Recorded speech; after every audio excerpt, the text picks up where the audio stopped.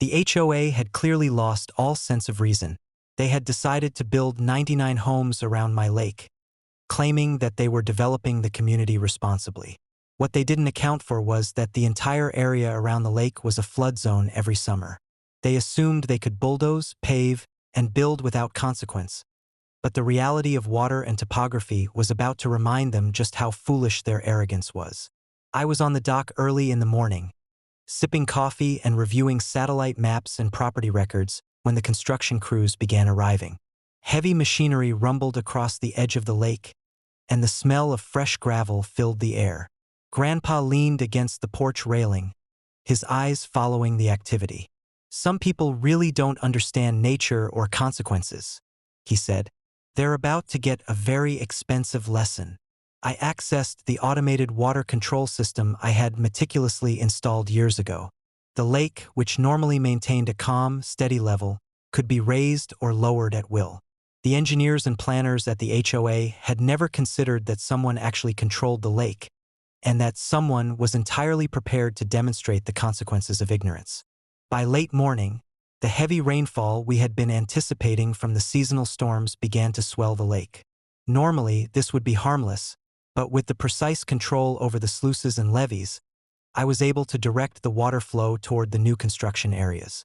Machines began to sink in mud, foundations started to fill with water, and the roads intended for development turned into impassable quagmires. Karen, the HOA president, arrived in a fluster, clipboard clutched tightly in her hands. "This can't be happening," she shouted, glaring at the flooded lots. The construction was approved. Grandpa sipped his tea, smiling faintly. "Approval doesn't mean understanding. You always forget that nature has a way of reminding people who don't respect it," he said. I monitored the security cameras, documenting everything. Construction workers slipping in mud, bulldozers stuck halfway in the newly flooded lots, and Karen screaming into her phone as she tried to call for assistance.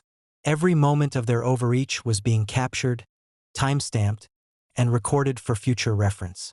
By afternoon, it was clear that the development was at a standstill. Engineers scrambled to salvage what they could, but the flooding had made significant portions of their planned homes unbuildable. Every claim of authority, every attempt to bypass property rights, had met with natural consequences amplified by careful preparation and knowledge of the land. Karen stomped along the edge of the lake, muttering threats and waving her arms, but there was nothing she could do.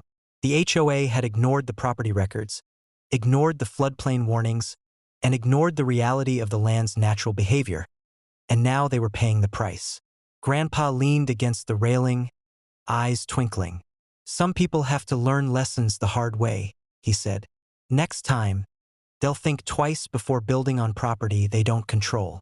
I walked the perimeter, ensuring cameras captured every stranded vehicle, every soaked worker, and every frustrated HOA official. The lake, serene yet controlled, served as both protector and enforcer. It was clear. Anyone attempting to override property rights or ignore the realities of the land would face consequences they couldn't avoid. As the sun set, golden light glimmered off the water, illuminating the half-submerged construction equipment and the empty lots now unusable. The ranch and the lake were secure, the lesson undeniable. Authority, preparation, and respect for ownership had once again prevailed. Grandpa tipped his hat toward the horizon. "Audacity meets reality every time," he said. By evening, the HOA had abandoned most of their efforts, muttering threats that would never be enforceable.